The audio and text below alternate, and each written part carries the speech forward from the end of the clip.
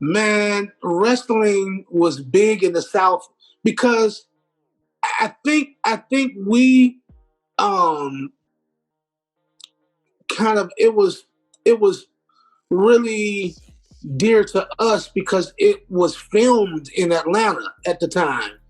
You know what I mean? And NWA wrestling, the Deep South wrestling, Gordon Soley, you know, um, all that stuff was filmed in Atlanta.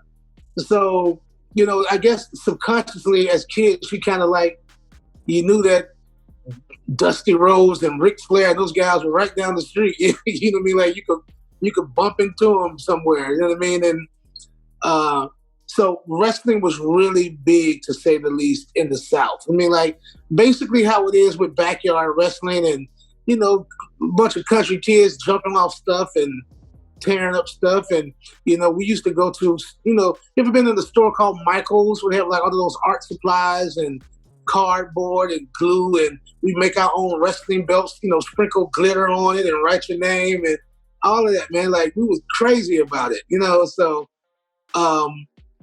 yeah. But no, the Road Warriors, they were my all-time favorite. If you go back to look at different episodes of me on The Voice, I had the big shoulder pads made like them with the spikes. See, all that stuff was gangster because it reminded me of the rock and roll that I liked too, because I love Spikes from Judas Priest, if you're familiar with that, or Motley Crue, or who else wore Spikes real heavy around that time? Billy Idol was one of my favorite.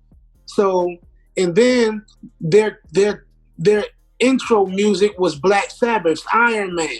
So that's how I got turned on to Black Sabbath. You know what I mean? Ozzy Osbourne. So like people do know this, that my first love was like rock and roll music. You know what I mean? So like this is kind of like before rap even existed. So like, so I could identify with those darker tones. You know what I mean? Because like I was such a fan of fucking Alice Cooper and stuff like that. Like like dark, evil, eerie kind of stuff. You know what I mean? Like so what was I about to say? Yeah, man. And then then the fashion was just kind of over the top. Ric Flair's, just like nobody got more swag than Ric Flair. It just makes me laugh. Man. It makes me feel like a kid because I can see him in my mind talking so much shit to the camera, man. Talking cash shit, dude. And I'm like, yo, nope. And that was so good. It was so convincing. It's just like you forget that it's acting in some regard. Of course, there's some wear and tear physically after a while, as that documentary shows you. With the drugs and then the physical part. But other than that, man, it's just so over the top and sensationalized. It's just like, wow, like these dudes are like larger than life. You know what I mean? So it basically, shows you. It affects the subconscious. Like you kind of like you just realize who the stars. It's so like in one regard, you kind of like, okay, Ric Flair's talking about getting money. You know what I mean? Like no wonder why he's so fly. I'm getting money with it. You know what I'm saying? So him as opposed to somebody else, you could almost look at it and be like, okay, Ric Flair's got a bigger budget. He's got different management. He's got different promo and marketing campaigns. You kind of see what I'm saying?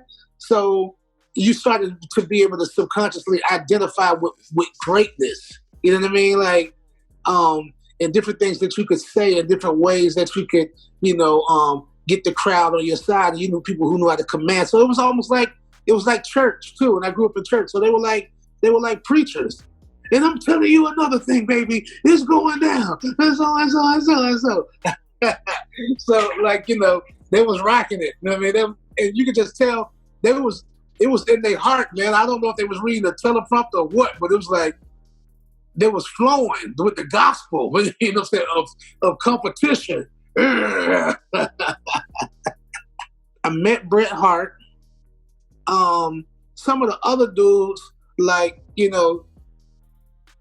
that was a different time, so they're not really around. And just those occasions when I was there, like, they're not in the building anymore. You know what I mean, like that. But And a lot of the new guys, you know, like I didn't really identify with. You mean like the last I liked of wrestling was like, you know, Undertaker and The Rock. You know what I mean? Like and just to think of, you know, what he's become. You mean like, you know, just like he's like fucking the greatest of all time. You know what I'm saying? Like, because, you know, he looks healthy, he's handsome, you know what I mean? You feel me? Like, you could just tell he's hardworking and committed and disciplined, you know what I mean? And just, you know, just transparent. It just seems like he just speaks the truth all of the time and living the truth. And it's just paying off in just the grandest fashion. It's like, you know, he's like a real hero type dude. You know what I mean? Like, and I'm a grown fucking man, but you know, like, I still have heroes, man. You can still have people you look up to